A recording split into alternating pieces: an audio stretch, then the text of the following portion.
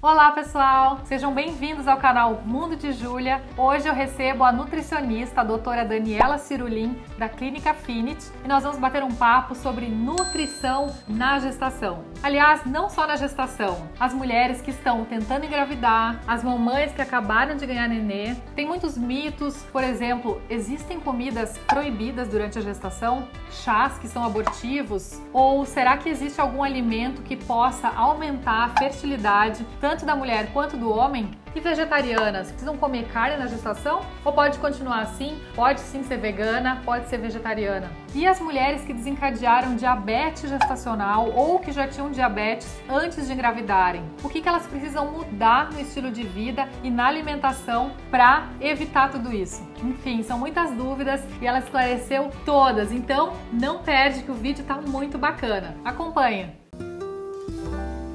Vamos lá, Dani, olha só, essa história de que as grávidas sentem mais fome, que elas podem comer por dois, é verdade? Elas podem ou devem aumentar a ingestão diária de calorias? Não, as grávidas não precisam comer por dois. Na realidade, a necessidade aumenta em 150 calorias, sabe? Assim, uma barrinha, uma maçã. Nossa, é muito pouco. O ideal é uma alimentação bem rica em nutrientes e sem se preocupar com caloria. Olha só, gente, muito pouco. É assim, eu, por exemplo, como eu trabalho como modelo há muito tempo, eu sempre fui muito regrada, né? Então eu tinha que estar nas medidas, naquele padrão de beleza. Então eu sempre comia, sempre muito saudável, mas eu comia numa quantidade pequena, assim. E agora, né, eu percebi que eu tô com um pouquinho mais de fome e também o meu psicológico tá me permitindo comer um pouco mais, né? Mas até eu li uma matéria sobre a questão do IMC, né? O índice de massa corpórea, que dependendo do índice que a mulher tenha antes de engravidar, ela pode engordar mais ou menos. Isso é verdade? Sim. Se a mulher engravida muito magra, muito abaixo do peso ideal dela, e não necessariamente a gente vê por IMC, a gente pode ver por porcentagem de gordura e pelo histórico de peso. Então, ela pode engordar um pouco mais na gestação. E aí, normalmente é assim. Se você engravidar acima do peso, você vai engordar entre 5 e 8 quilos. Se você engravidar no seu peso ideal, você vai engordar entre 8 e 11 quilos. E se você engravidar muito abaixo do seu peso, eu tava magra demais quando eu engravidei, aí você pode engordar até 15 quilos, de 11 a 15. Sempre lembrando que tem muita mulher que engorda de inchaço, tem gente que acumula 4, 5 quilos de líquido, parece uma loucura, mas acontece. E que, por exemplo, o sangue dobra de volume, o seio aumenta, tem o peso do nenê, o peso da placenta, então a gente tem um ganho de peso aí que não necessariamente é de gordura, tá? Então esse seria o normal, né? Engordar esses quilos aí. Isso é o ideal, mas por isso que é interessante acompanhar com um nutricionista a gestação. Mas você acha, por exemplo, que muitas gestantes elas sentem mais fome? Você acha que é pelos hormônios, né? A parte hormonal às vezes fica mais ansiosa. Claro, tem as que engordam pela questão, né, de estar inchadas, mas outras sentem mais fome. E aí qual que seria a explicação?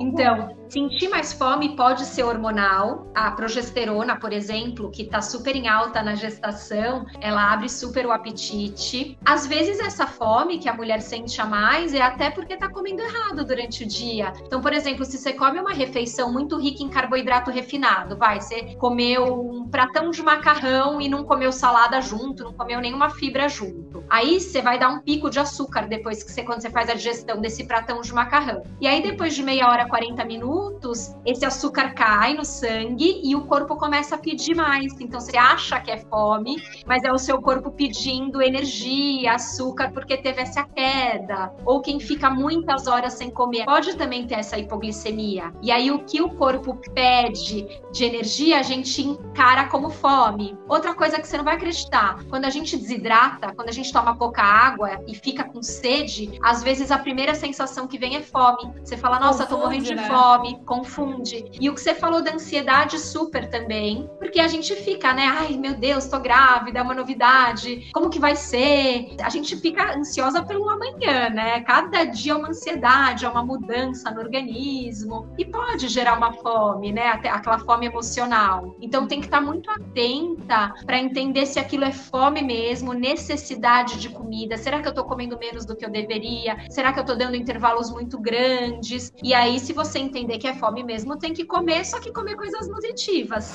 E você acha que o ideal, então, seria ter mais refeições ao longo do dia? Porções menores e mais frequentes? Para gestante, sim. Hoje em dia, já não é mandatório para o público em geral, não gestante, aquela comer a cada 3 horas. Isso já mudou. Mas para gestante... engorda, né? Vamos comer o tempo inteiro, tem que ficar comendo, pelo amor de Deus.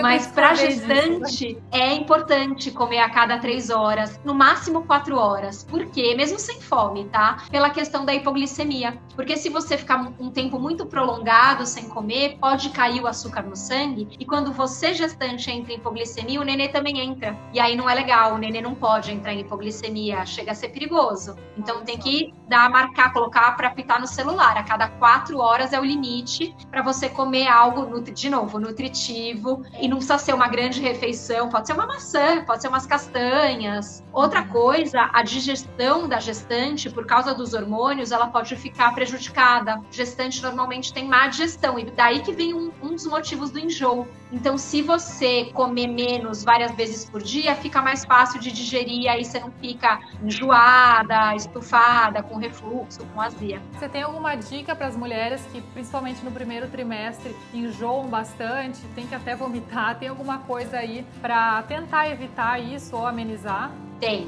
É aquilo que eu falei, comer várias vezes por dia quantidades menores, porque vai ajudar a digestão. Outra coisa, se você sentir que seu enjoo vem de estar pesado mesmo, da má digestão, escolher alimentos de digestão mais fácil. Então, por exemplo, carne e frango tem uma digestão muito mais difícil, coisa muito gordurosa, fritura, precisa de um esforço maior do nosso estômago e do intestino para digerir. Então, se você comer coisa menos gordurosa, menos carne vermelha, menos frango, coisas mais leves, que tem uma digestão mais rápida, então vegetais, grãos, cereais, um peixe, que é uma proteína mais fácil de digerir, um ovo, vai diminuir o enjoo, porque você está comendo uma coisa que vai te deixar mais leve. E eu uso também para algumas gestantes minhas que eu atendo, quando a coisa está muito difícil, as enzimas digestivas, que óbvio, você precisa de um nutricionista e de um médico para te orientar, não pode sair tomando enzima por conta própria, mas a enzima digestiva ajuda na digestão e pode te minimizar o enjoo.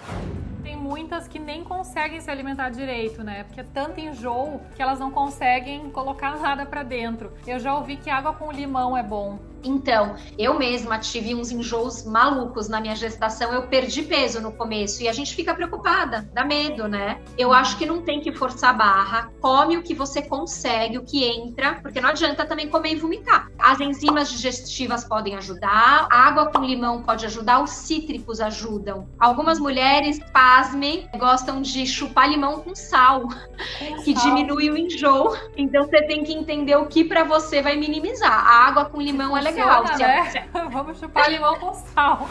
Eu já ouvi falar que alimentos diet, light, whey protein podem ser prejudiciais para o bebê. É verdade? Então, o alimento light, para ele poder chamar de light, né, na legislação, ele tem uma redução de 30% de gordura. Até aí não tem problema nenhum. O problema é que para manter a textura desse alimento, a indústria coloca amido, que é como se fosse uma farinha, para deixar o alimento cremoso. E aí o amido, a farinha refinada para gestante não é legal, porque dá os picos de açúcar, depois a queda, hipoglicemia, engorda, né? Engorda assim de uma maneira que não é legal. Então eu sugiro que você procure só o alimento convencional, não precisa ser light. Falando dos diet, o problema do diet é que ele é sempre com adoçante, tira o açúcar e põe adoçante. E adoçante artificial, entre nós, não é legal para ninguém, nem quem tá grávida e quem não tá. Agora, para quem tá gestante, tem que tomar um cuidado redobrado, porque alguns adoçantes, dependendo do tipo que é usado, eles podem ser abortivos, cancerígenos, podem dar má formação, então tem que ficar esperto. O whey protein,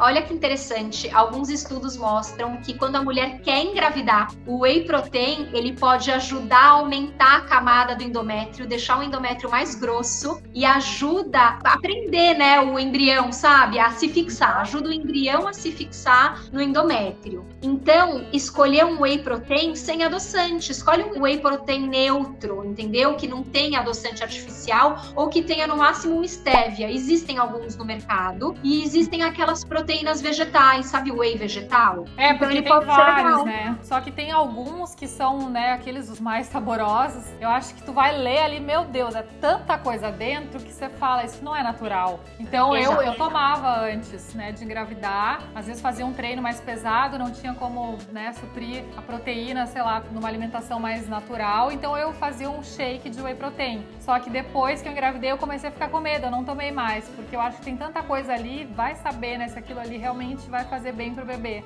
Eu acho que muito importante aprender a ler rótulo, sabe? Você lê o rótulo e, óbvio, você pode pedir ajuda pro seu nutricionista, já te passar as marcas que são legais, mas quando você lê o rótulo, a lista de ingredientes, não a porcentagem de gordura, a porcentagem de caloria, mas a lista de ingrediente, porque se você vê um monte de ingrediente conservante, aromatizante, ou uns ingredientes que você não sabe nem falar o nome, sabe? Com nome difícil, vale a pena evitar. Pega um whey ou uma proteína vegetal, que seja proteína, whey, no máximo um saborzinho ali e um stevia, vai, no máximo. Mas não tomar todo dia, né? Olha, se a pessoa não estiver conseguindo se alimentar e precisar desse up nas proteínas, pode tomar uma vez por dia, pode bater um smoothie, um shake toda tarde, vai, como lanche da tarde pode ser uma opção. Quem tá tentando engravidar, então tem algum alimento que seja assim, que vai aumentar a fertilidade, tanto da mulher quanto do homem? Tem vários mitos aí. Não sei, eu já li várias coisas. Assim, eu vou dar 2 dicas essenciais. Assim, se você seguir, né, quem tá tentando aí seguir essas 2 dicas, fora o whey protein que pode ajudar a espessar o endométrio, ajudam bastante. Uma para mulheres e para homens, porque não esquece, a gente tá tentando, mas o parceiro tem que ajudar, né? Não dá para fazer sozinha, né? Pros dois, vitamina C. A vitamina C, se você comer bastante laranja, maracujá, limão, e aí todos os avermelhados alaranjados são ricos em vitamina C. A vitamina C ajuda na fertilidade e ajuda na mobilidade do esperma. Ajuda o esperma a se mover mais rápido. E outra coisa é ter uma dieta alcalina. Existem alguns alimentos que fazem com que o seu organismo fique mais alcalino, menos ácido, e alguns alimentos que são mais ácidos. E aí, quando a gente tem uma dieta mais alcalina, facilita a fertilidade. Aí eu vou dar os exemplos. O que é ácido? Que a gente tem que evitar o excesso. Açúcar, carboidrato refinado, tipo farinha branca, bolo, torta, pão, carne vermelha em excesso também, e todos esses corantes, aromatizantes são bem ácidos. Agora, o que é alcalino? O que deixa a alimentação alcalina? O alimento natural. Então, frutas, vegetais, ricos em fibras, esses deixam o organismo super alcalino. Também, por exemplo, quinoa, arroz integral, uma lentilha, um feijão, um grão de bico, as castanhas, as sementes, o azeite, tudo isso é super alcalino. Então eu falo, se você comer comida de verdade, sabe, comer arroz, feijão, um peixe vegetal, tomar um suco de manhã, o suco verde é super alcalino, super alcalino. Adoro. Então, se você tiver uma alimentação mais natural possível, com menos ultraprocessado, industrializado, açúcar refinado, aquilo que a gente já sabe que não faz bem pro corpo, isso ajuda muito. Por isso que eu engravidei rápido. Você já se alimenta bem, né?